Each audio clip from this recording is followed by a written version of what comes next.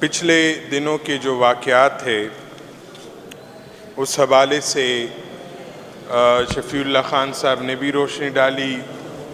ہر قوت کو شکست ہوئی اور عوامی قوت کو فتح حاصل ہوئی اور جناب سہیل افریدی صاحب عمران خان کا انتخاب اس کرسی پر براجمان ہو گئے. اور میرے لیے بطور قبائلی بہت فخر کی بات ہے اور پورے قبائل جناب عمران خان صاحب کے مشکور ہے کہ انہوں نے تاریخ میں پہلی مرتبہ قبائلی عوام کے سر پر شفقت کا ہاتھ رکھا اور سہیل افریدی صاحب کا انتخاب کیا.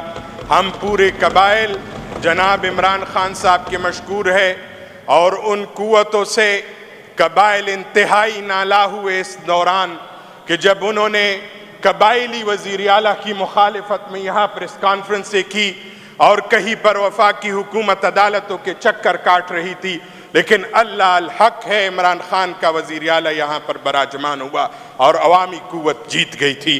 میں ایک اور گزارش کروں گا، یہ پچھلے دنوں ہم اڈیالہ جیل گئے تھے. ہر پارٹی کا یہ حق ہے کہ وہ ان کے لیڈر کا کہ وہ اپنے رہبر اور سیاسی مرشد کا ان سے گائیڈ لائن بھی لے اور ان سے ملاقات بھی کر لے.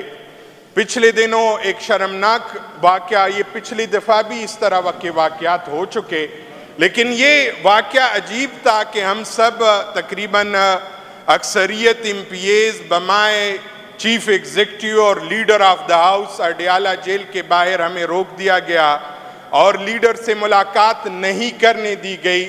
اس دوران وزیر اعظم سے ہماری سی ایم صاحب کی بات ہو گئی. وزیر اعظم صاحب نے کہا میں پوچھ کر بتاتا ہوں. وہ کون ہے جس سے پوچھ کر بتا رہے آپ اتنے بے بس ہیں، آپ اتنے کمزور ہیں، آپ اتنے گرے ہوئے ہیں، آپ اتنے نیچ پر آ گئے کہ کرنل سے آپ کو پوچھنا پڑ رہا ہے کہ میں آپ کی اجازت لوں کہ آپ کی لیڈر سے ملاقات ہو جائے. خود تو آپ کے لیڈر کا حال یہ تھا آپ لوگ ملاقات کرتے بھی تھے، اور اگر کسی جگہ آپ کو لگا کہ ملاقات نہیں ہو رہی تو بھی آپ کو پتا تھا چند دنوں بعد اس نے بھاگ جانا ہے اور لندن کے آکسفورڈ اسٹریٹ پر ملاقات ہو جاتی. لندن کے برگروں میں گندے برگر کھاتے ہوئے آپ کی ملاقات ہو جاتی تھی. کیا کئی کچھ دنوں بعد ان کے پلیٹلیٹس کم ہو جاتے تھے، بیمار بن کر باہر چلے جاتے تھے. لیکن میرا لیڈر اور رہبر 2 سال بہت ہوتے ہیں، کسی کے کردار کو جانچنے کے لیے 10 دن کافی ہوتے ہیں.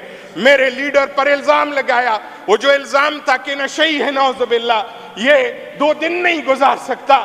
آج 2 سال سے زائد ہو گئے، 24 گھنٹے آپ کے کیمروں کی نگرانی کر رہے ہیں. آج 2 سال سے زائد ہو گئے، آپ کے کیمرے 24 گھنٹے اس آدمی کی نگرانی کر رہے ہیں. اس آدمی کے کردار کی کوئی ایک خرابی نکال دے ہم مان لیں گے، لیکن آج تک ان کے کردار کی ایک خرابی آپ نہیں نکال سکے. یہ اس لیڈر کا، اس رہبر کا کسی کے کردار کو جانچنے کے لیے یہاں اس حد تک یہ کافی ہوتا ہے. لیکن آپ اتنے بے بس ہے کہ وزیر اعظم کی سیٹ کے بعد بھی آپ اس ایک کرنل سے اجازت کے لیے بھیک مانگ رہے ہوتے ہیں. یہی آپ کا کردار ہے.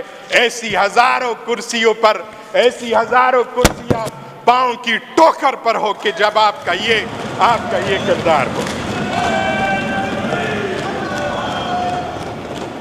دوسری بات امن و امان کے حوالے سے آ رہا ہوں.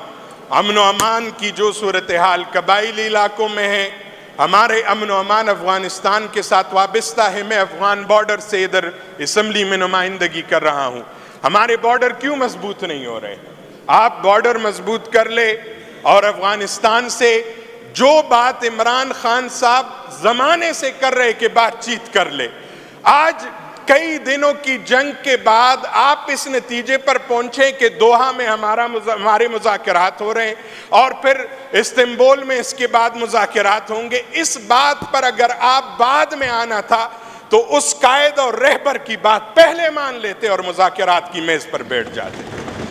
شاید اتنی جنگ نہ ہوتی، خونریزی نہ ہوتی، اور نہ یہ کسی کے مفاد میں ہے.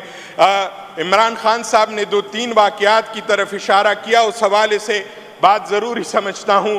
یہ جو 1 تو 9 مئی کا واقعہ، اس کی جوڈیشل انکوائری مکمل کی جائے اور اس کا آرڈر دیا جائے کہ کون ملوث تھا۔ اس میں جتنے سی سی ٹی وی فوٹیجز ہے آپ اس کو چھپا رہے ہیں۔ اس کے بعد 26 نومبر کا واقعہ ہوا، ان شہداء کو تسلیم کر لے اور قوم سے معافی مانگے، اور اس کے بعد آپ کا یہ ظلم بڑھتا رہا۔ ریسنٹ واقعہ تحریک لبیک پر ہوا، تحریک لبیک کا مارچ تھا فلسطین کے حوالے سے احتجاج کا۔ اگر آپ یہ کہہ رہے کہ وہ تو معاملہ ختم ہو چکا تھا اور اس کے بعد وہ نکلے، کل بھی اور آج بھی اسرائیل نے حملے کیے فلسطین پر، آپ کس منہ سے اس کو ڈیفینڈ کر رہے ہیں؟ اور اسرائیل کی کمال یہ ہے کہ اسرائیل کی دفاع میں ہمارے پاکستانی گورنمنٹ وفاقی سطح پر بول رہی ہے، اور اسرائیل کے پارلیمنٹ کو براہ راست دکھایا جا رہا ہے۔ یہ اسرائیل کے پارلیمنٹ کو براہ راست دکھاتے ہوئے اسی دن ٹی پی کے لوگوں پر گولہ باری کرنا اور ان کے لوگوں کو شہید کرنا، ہمارے سادہ مطالبات ہیں ان شہداء کی فہرست شائع کی جائے کہ کون لوگ شہید ہوئے تھے، اور ہم نے جو ظلم کیا، جو جبر کیا، جو خون کی ندیاں بہی سانحہ ہے گجرانوالہ کامونکی کا جو واقعہ ہوا ہے، اس پر پورے قوم کو اعتماد میں لیا جائے۔ اس طرح نہیں ہوتا کہ 26 نومبر میں بھی آپ قتل عام کرے اور بعد میں ڈٹائی سے خاموش رہے اور پھر آپ اس پر جھوٹ بولتے رہے، اور اسی طرح یہ واقعہ بھی ہوا اور اس پر بھی آپ ڈٹائی سے خاموش ہوتے رہے اور پھر جھوٹ بولتے رہے۔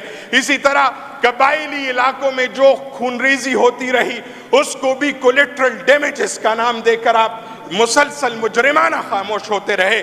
اس طرح یہ قوم کا اعتماد اس سے بحال نہیں ہوتا بلکہ حوصلے پست ہو جاتے ہیں۔ ہماری یہی گزارش ہے، اور میں ایک گزارش آخر میں جناب اسپیکر ایک گزارش کروں گا۔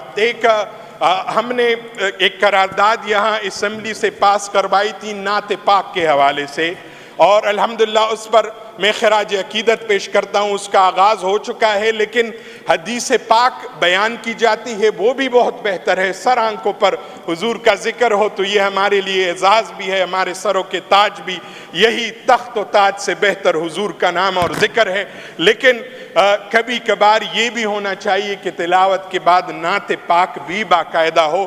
یہ کوئی میں شریعت سے باہر بات نہیں کر رہا، یہ صحابہ کا طریقہ ہے اور نعت سننا حضور علیہ السلام کی سنت ہے۔ یہی گزارش کرنا چاہ رہا تھا۔ بہت شکریہ جناب اسپیکر۔ بالکل قادری صاحب، نعت